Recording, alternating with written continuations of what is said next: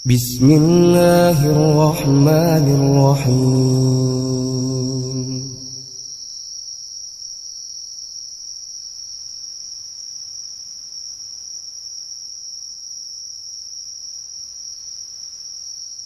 Mimpi ke-50. Persiapan generasi umat akhir zaman dalam menunggu Al-Mahdi. 27 April tahun 2019. Aku bermimpi sedang berada di depan gerbang sebuah pondok pesantren di malam hari. Aku datang ke pondok pesantren ini untuk mengetahui sesuatu yang belum aku ketahui. Lalu aku memasuki pintu gerbangnya sendirian. Ternyata pesantren itu dibangun di atas tanah yang berundak-undak. Aku melihat di depanku ada gedung sekolah pesantrennya. Tapi aku ingin ke asrama pondok dulu. Lalu aku berjalan ke asrama pondok yang lokasinya di bawah undak-undakan. Aku menuruni undak-undakan anak tangga hingga aku sampai di asrama. Ternyata di asrama ini banyak kamar-kamar untuk santri. Dan kamar-kamar itu kulihat hampir semuanya sudah digunakan. Asrama ini sepi. Tapi aku tidak tahu kemana perginya para santri itu. Aku diberikan pemahaman oleh suara itu bahwa aku harus menginap dan mencari tahu hal yang belum ku ketahui di asrama pondok pesantren ini. Tapi aku belum tahu apa yang harus ku cari tahu itu. Lalu aku masuk ke sebuah kamar, tapi aku merasa heran karena aku merasa tempat tidurnya belum pernah ditempati.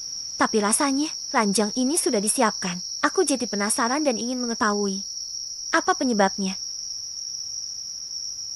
Sambil merapikan tempat tidurnya, aku terus bertanya-tanya dalam hati.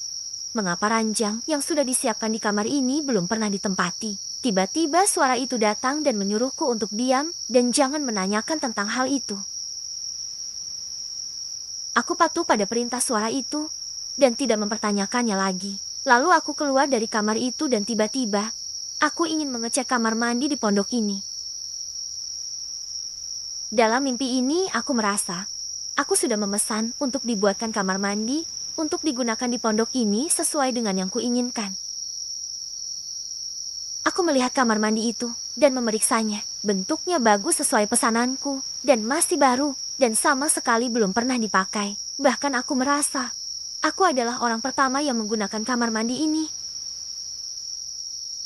Aku mengecek kamar mandi ini. Ternyata bentuknya persis seperti pesananku itu, yaitu jarak antara bawah daun pintu dengan lantainya dipasangkan sekat atau penutup dari karet atau semen, sehingga tidak ada celahnya. Setelah selesai memeriksa kamar mandi itu, aku melihat sekitar tempat ini. Di atas undakan tangga, aku melihat ada seorang wanita. Aku merasakan ia adalah ibu pengasuh di asrama ini. Ia membawa nampan di atas kepalanya. Setelah ia turun dan sampai di depanku, ia tersenyum ramah dan mengajakku masuk ke dapur di sebelah kamar tadi.